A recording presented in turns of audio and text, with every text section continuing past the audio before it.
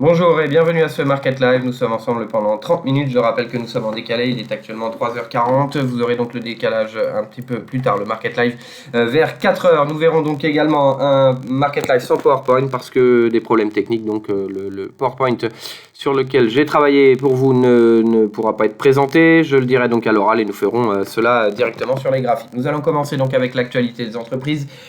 Notamment Wirecard, donc l'audit de KPMG qui rassure sans convaincre. Nous avons une baisse de 25% chez Wirecard parce que même si KPMG précise qu'il n'y a pas de malversation, il y a tout de même un comportement de la part de l'entreprise qui n'était pas à 100% transparent selon KPMG, et les résultats de Wirecard ne seront pas le 30 avril, ils seront décalés. Thales, un chiffre d'affaires en baisse de 4,7% et un lourd impact attendu sur les résultats du premier semestre. Europcar Mobility, une hausse de plus de 10% avec une nouvelle ligne de crédit de plus de 30 millions d'euros garantis donc par l'État espagnol à hauteur de 70%. Eramet dans les matières premières, chiffre d'affaires également en baisse de 14%, à taux de change et périmètre constant, et impossible d'évaluer l'impact sur les prochains trimestres. L'action reste actuellement en hausse confortable. Lufthansa pour terminer, un plan de soutien de l'État allemand à hauteur de 9 milliards qui était en hausse de plus de 10% à l'ouverture, et puis une baisse, en tout cas une hausse qui s'est réduite jusqu'à 3-4%. Voilà pour l'actualité des entreprises. Nous allons passer à l'analyse de deux indices avec le Dow Jones et le DAX 30. Ici le Dow Jones pour commencer, donc au-delà de sa moyenne mobile 200 périodes, au-delà du 38,2 de Fibo. Et au-delà du plus haut récent, nous allons donc probablement nous diriger vers les 25 000, voire en comblement du gap. Plus aucune résistance donc bloque la progression de l'indice américain. Nous allons le voir en journalier également, ce franchissement donc de l'oblique qui permet d'envisager un retour sur les 25 000, le plus haut ici du 9 mars, voire un comblement du gap situé sur les 25 790. Il faudrait retourner sous cette oblique pour confirmer une accélération baissière, mais pour le moment, malgré tous les résultats négatifs, nous restons sur une forte hausse. Voilà sur le Dow Jones, nous passons ici au DAX 30. Le DAX 30 également qui est en train de franchir sa résistance importante à 10 825 points. Nous allons regarder en hebdomadaire. En hebdomadaire, de la même façon, un maintien au-delà de ces 61,8 de Fibo, au-delà depuis un certain temps maintenant des 10 200, et du plus haut récent, nous pourrions objectif de venir sur les 11 000 points et de tester ici les 11 264, le support récent sur le DAX. Il faudrait donc revenir ici sous ces 10 800 pour revenir sur une tendance baissière avec l'objectif de revenir sur les 10 200. Voilà donc sur ces indices. Nous allons maintenant passer aux actions. Nous commençons avec le titre BP, une nouvelle fois donc sans PowerPoint. Le titre BP donc dans le secteur pétrolier, une baisse de la production de 2,8%, 3,7 millions de barils par jour. Le résultat net, lui, est de 800 millions de dollars avec une baisse de 67% qui était à 2,4 milliards un an plus tôt. Les analystes anticipaient également près de 1 milliard donc, de dollars. La mesure donc des nombreuses mesures de baisse de coûts, 25% de baisse des investissements et programme d'économie de 2,5 milliards d'ici fin 2021. Donc une nouvelle baisse des investissements importante qui pourrait peser sur le marché du pétrole, mais qui pourrait être plutôt positif à long terme pour le cours du pétrole lui-même avec une production qui devrait baisser. La dette en hausse en revanche de 6 milliards de dollars à 51,4 milliards de dollars, une hausse de 30%, donc objectif inférieur, en tout cas l'objectif de BP était une hausse inférieure à 30%.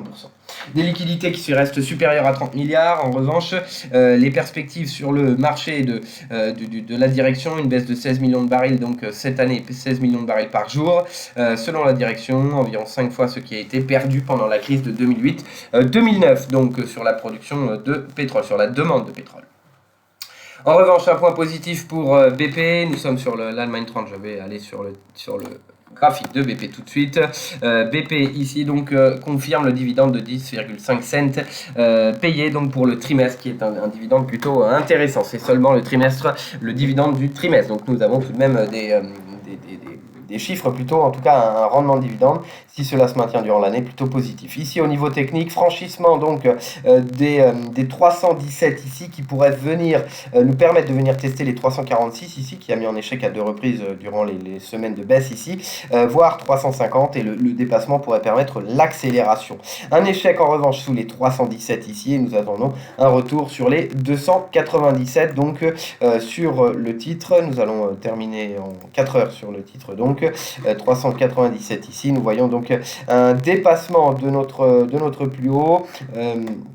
de nos 320 ici qui était le plus récent avec ce support sur la moyenne mobile sans période et donc cela pourrait permettre une nouvelle accélération sur les différents niveaux donc, que nous avons cités un peu plus tôt en hebdomadaire. Nous passons tout de suite à une autre action, nous allons regarder maintenant HSBC qui également a donné des résultats extrêmement décevants mais qui est de la même façon en hausse actuellement. Un résultat donc bénéfice imposable en baisse de 48% ici chez HSBC contre 6,2 donc un an plus tôt et contre 3,7% attendu par les analystes. Le PNB, donc l'équivalent du chiffre d'affaires, sera sous pression avec l'activité des clients qui baisse et la baisse des taux qui pèse également sur les marges, prévient le groupe. La hausse des charges pour dépréciation de 2,4 milliards à 3 milliards de dollars, donc notamment avec la société de trading à Singapour qui a vu une baisse importante et qui a des dettes pour 600 millions de dollars chez HSBC. Le total des provisions chez HSBC pourrait d'ailleurs atteindre 11 milliards de dollars, actuellement 3 milliards, donc 11 milliards d'ici la fin de l'année. Des réductions de coûts également seront engagées de façon importante pour atténuer la baisse du PNB, mais la marge devrait être tout de même attendue en légère baisse par rapport à 2019. Voilà donc sur HSBC, très rapidement le cours, et également le cours qui continue de rebondir avec ses 400, objectif de revenir sur les 437 dollars ici, qui est donc une résistance que nous avons vue également ici en 2015 et qui a amené à une nouvelle accélération baissière avec un échec à franchir ce niveau. Ici donc les 437 en ligne de mire. Nous allons regarder voilà, le plus haut ici qui a été dépassé. En tout cas, nous sommes en train de le tester de la même façon. Le plus haut récent ici sur les 417 donc ici. Ce qui pourrait nous amener donc à revenir ici sur les 431, le plus haut récent, les 431 qui est également, on le voit ici, un support important sur le titre donc HSBC et donc qui est l'objectif haussier. Un échec à se maintenir au-delà des 417 et nous attendons un retour sur les 400. Voilà un market live donc assez rapide, nous allons le mettre en ligne dans peu de temps. Ici les informations que nous allons suivre et demain et jeudi il y aura des informations importantes. Le PIB américain demain à 14h30, les ventes de logements également à 16h, puis la Fed, ou pendant la journée également la Fed. Le lendemain, jeudi, la BCE, les PIB donc en zone euro et également dans les pays de la zone euro. Voilà donc, n'oubliez pas également les résultats d'entreprise Alphabet ce soir que nous suivrons avec attention, Facebook ou encore Apple, Visa, Boeing, de nombreuses sociétés qui vont donner leurs résultats. Également en France, nous suivrons donc tout cela avec attention. Merci de suivre ce Market Live et très bonne journée à tous.